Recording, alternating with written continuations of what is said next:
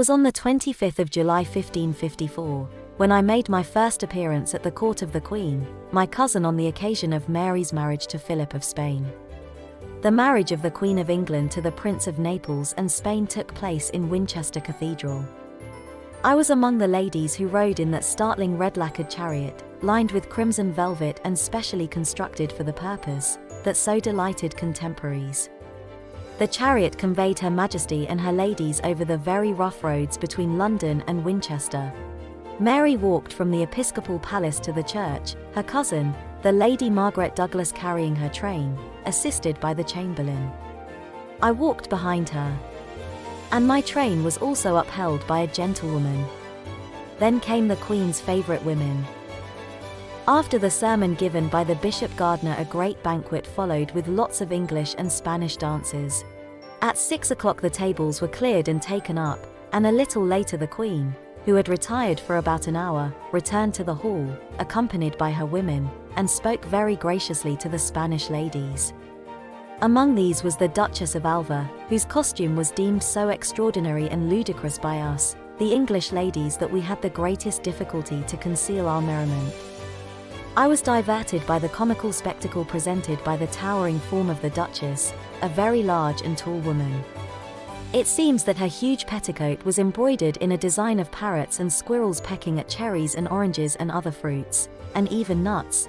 The presence of the august lady was well calculated to astonish us, who were attired in the tasteful costume of the period. The event was such a big fun, and I couldn't remember when I had enjoyed myself so much before, especially taking into account all the calamities which had befallen on our family. From Winchester the royal couple went to Basing Hall for their honeymoon, and after that to Windsor. It was on August 23rd when the court arrived in Hampton, where I was waiting along with others to greet their majesties.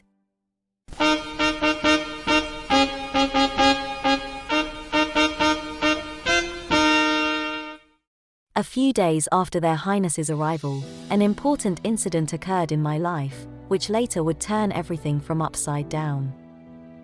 But before I take you into that story, let me explain how I had found myself in the court of Mary Tudor shortly after my beloved sister Jane, father and uncle were executed on account of treason. I was too well versed in the politics of the time not to recognize that the Queen's action with respect to my sister Jane was not a matter of private revenge but of public policy, approved and indeed endorsed by her Parliament. Mary had affection to us since we were small girls, and would by no means have harmed Jane, had it not been for the religious and political intrigues where my poor sister was used as a puppet.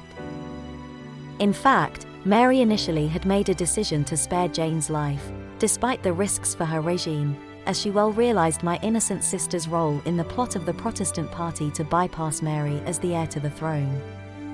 Had it not been for the Wyatt's rebellion against the Queen's intention to marry a Catholic Philip of Spain, where my father and uncle took part, my dear sister could have been alive.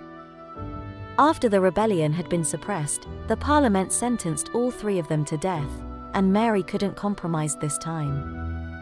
However, it took her many sleepless nights to sign the final sentence, and she was hesitant to do it till the last moment.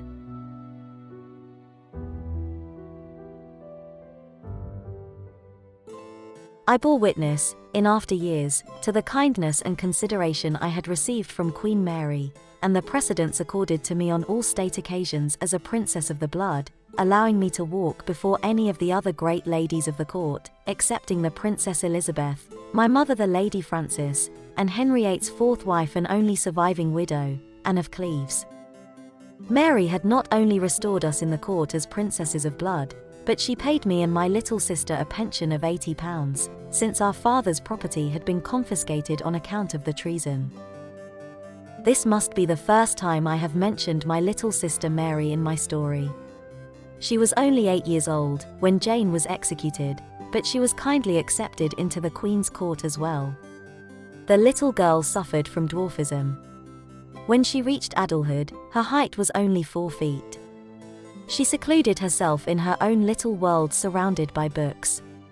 Her passion for reading would save her from the utmost despair when she would face her own drama some years later.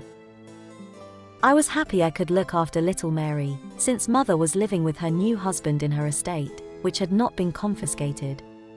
In this marriage, she had given birth to 3 children in a row who were either stillborn or died immediately after birth. It took its toll on her, as she was unwell most of the time. She was not able to be present at the Queen's wedding, but she did come to the palace and paid her respect to the royal couple about a month later. Now back to the August 23rd, when I met the royal court at Hampton. A few days later, after some years' separation, I met with young Edward Seymour, Earl of Hertford, the late Duke of Somerset's eldest son. He was not a very desirable suitor for a royal princess like me, since he had been deprived of his father's lands and titles. In fact, he was so undersized that he was generally called Little Hertford.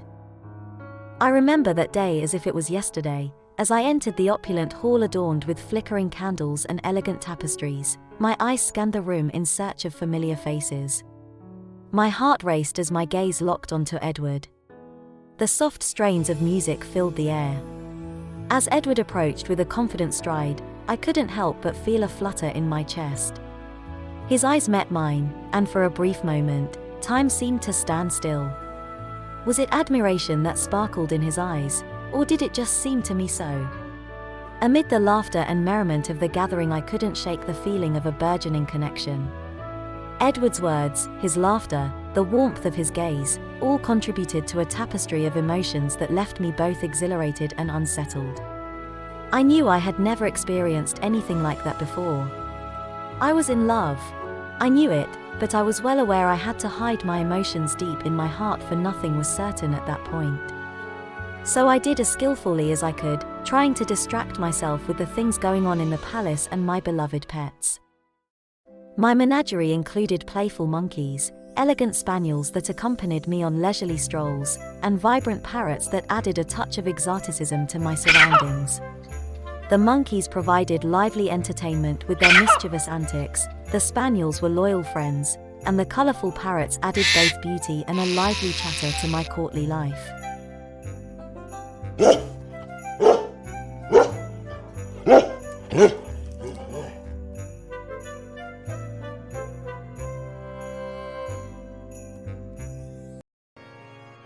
Queen Mary, unlike her successor Elizabeth, insisted upon her ladies and maids of honor paying the utmost attention to their religious duties, and was very vigilant as to our manners and our morals. So long as her health permitted, together with all her court, she heard Mass every morning in the palace chapel, or in her bedroom when she was ill. Very frequently she took her part in those numerous religious processions, which had been suppressed since her father's reign, round the cloisters of Westminster Abbey and the courtyards of her palaces on saints' days and holy days. Of an evening, when at needlework with her ladies, hymns and litanies were sung. King Philip, notwithstanding his zeal for the church, was somewhat depressed by so much piety when he returned to England in 1556. As for me, I of course joined in all these pious exercises. I followed Mother's example and strict advice and reverted to the Church of Rome. The memory of my sister and father's horrible deaths was too fresh, and the way Mary Tudor did away with her Protestant enemies was too sinister for a sensitive soul like mine, so I presented myself as good a Catholic as any. At the court of Queen Mary, I formed 2 interesting friendships. I became intimate with Jane Dormer, Countess de Feria, an extremely beautiful young woman, belonging to a very ancient Catholic family, for whom the Queen entertained a great affection. This lady has left a book of memoirs, which contains many interesting details of life at the English court under the rule of Mary Tudor. This our friendship proved dangerous, since later it placed Feria in immediate communication with the Spanish ambassador, and led to her being involved in one of the most remarkable plots of the many connected with the succession to Elizabeth's throne. I had also formed an intimacy with the daughter of the late Duke of Somerset, the Lady Jane Seymour, who had been appointed as a maid of honor to the Queen. She was a very good-looking young woman, and Jane was even considered to be one of the most learned of her time. At one point Jane, who was very delicate, fell ill, and the Queen allowed me to go with her to her mother, the Duchess of Somerset's house at Hanworth, where the young Earl of Hertford was staying. His courting, which had begun at Hampton Court, was continued with renewed vigor at Hanworth. And during all that period Jane was my confidant. When Mary and Philip were spending time in seclusion and surroundings of their sequestered apartments, the ladies of the court enjoyed a greater amount of freedom than court etiquette usually allows, and young Hertford and I met almost daily, either in the garden or in the palace itself, thereby adding fuel to the fire of that attachment between us which was eventually to prove so disastrous. The Duchess of Somerset, Edward's mother, was aware of our lovemaking, and Queen Mary herself was cognizant of it, and by no means disapproved. She felt sure she would become the mother of an heir to the throne, and it mattered very little to her whom I married, provided he was of sufficient rank.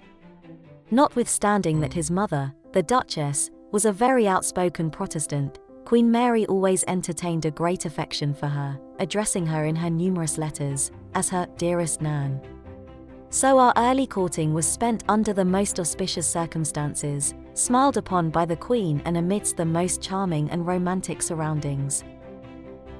During the last 2 years of Mary's life, young Hertford's courtship of me progressed smoothly enough, approved by the Queen, by my mother and her husband, and also, in a certain degree, by that shrewd virago, his mother the Duchess of Somerset. Had Mary lived, there is no doubt but that the marriage would have taken place with state in the presence of the Queen and the whole court, without the least let or hindrance. After the funeral of Queen Mary, I went to the Charterhouse, Sheen, to stay for a few weeks with my mother, who was very ill at this time. Here the matter of my betrothal to Edward was resumed with renewed energy. The young gentleman was invited to Sheen, where every opportunity was afforded him to meet me. As I anxiously awaited the arrival of my fiancé at Sheen, a myriad of emotions surged within me. The sound of approaching footsteps quickened my heartbeat. As the door opened and Edward entered, a rush of warmth enveloped me. A mix of joy and relief flooded my senses, seeing his familiar face and the genuine smile that played on his lips. His presence brought a sense of comfort, like a reassuring anchor in the sea of uncertainties. Our eyes met, and a silent understanding passed between us, as if we shared a secret language that only the two of us understood. In those moments of intimacy at Sheen, when Edward and I were taking our walks, each heartbeat echoed the promise of a shared future. Our marriage was not being concluded at that time, since Mother got well, but, as we parted ways, the echo of our time together lingered, leaving me with a mixture of emotions that only Cupid's targets could understand.